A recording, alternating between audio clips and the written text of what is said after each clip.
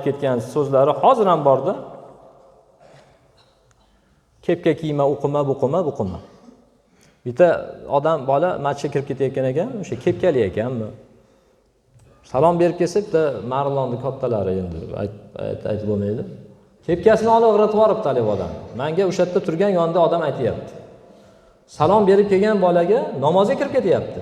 Endi bilmagandir, kiygandir. Kepkasini olib shanaqa irg'itib yuboribdi-da, hammani oldida. Shu yaxshi ishmi? Mana ilmsizlik oqibati. Ali bola qaytib masjidga kiradimi meni? Kirmaydi.